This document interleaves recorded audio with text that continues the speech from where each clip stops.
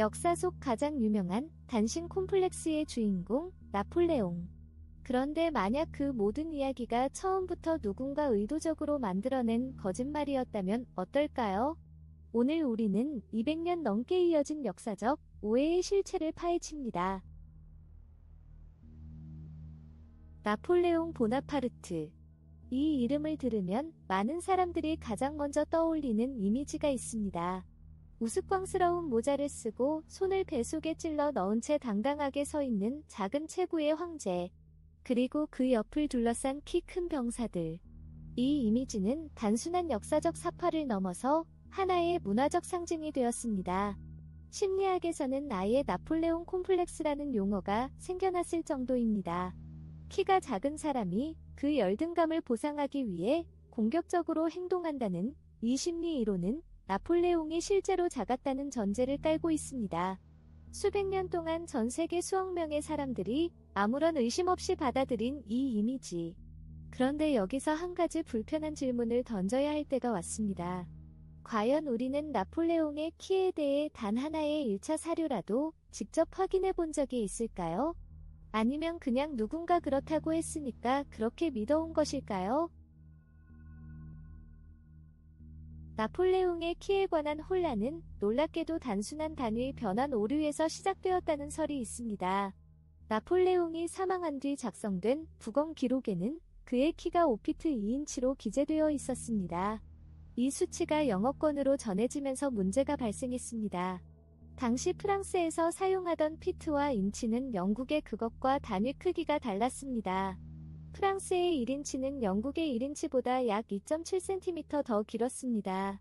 즉, 프랑스 단위로 기록된 5피트 2인치를 영국 단위로 환산하면 실제로는 약 5피트 6인치에서 5피트 7인치, 센티미터로는 대략 168에서 170cm 사이가 됩니다.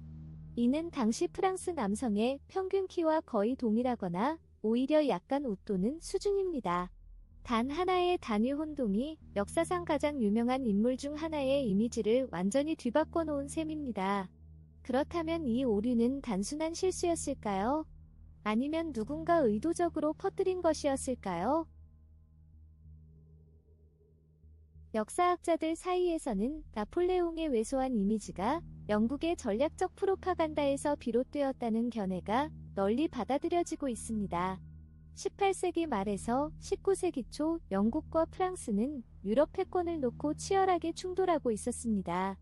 이 시기 영국의 풍자화가 제임스 길레이는 나폴레옹을 리틀바디, 리틀보니라는 별명으로 부르며 극단적으로 작고 우스꽝스러운 인물로 묘사하는 캐리커처를 수십 점 제작했습니다. 길레이의 그림은 당대 영국 사회에서 폭발적인 인기를 끌었고 이 이미지는 순식간에 유럽 전역으로 퍼져나갔습니다.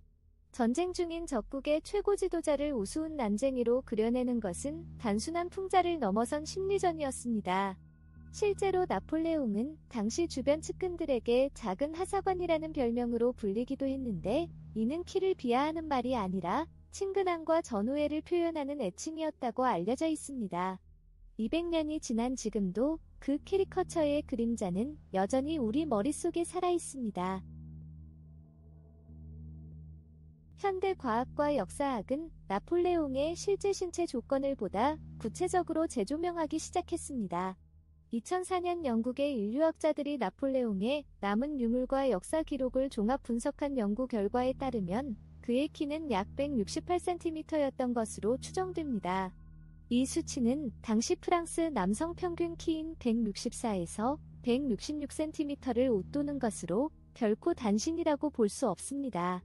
또한 나폴레옹의 근위대는 선발 기준 자체가 180cm 이상의 장신 병사들로 알려져 있습니다.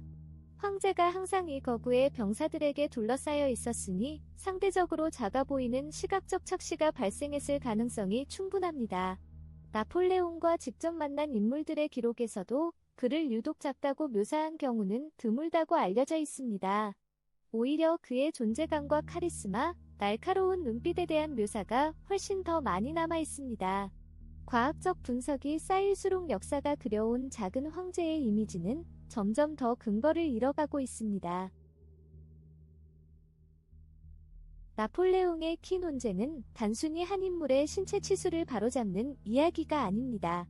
이것은 역사가 어떻게 만들어지고 어떻게 왜곡되며 그리고 왜 그 왜곡이 수백 년 동안이나 진실처럼 통용될 수 있는지를 보여주는 섬뜩한 사례입니다.